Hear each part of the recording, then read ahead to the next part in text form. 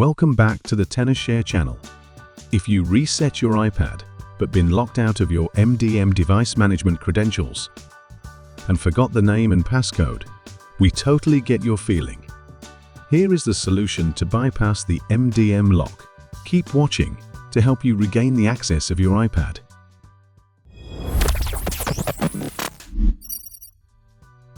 For some people, the first idea is to jailbreak their iPad, but we don't recommend it. And if you jailbreak your device, you might be facing multiple problems. Please consider other options like 4U to remove the MDM lock safely. 4U is quick and simple. It can bypass both mobile device management and remote management. Just download and install the software on your computer. Then, open the program and connect your iPad.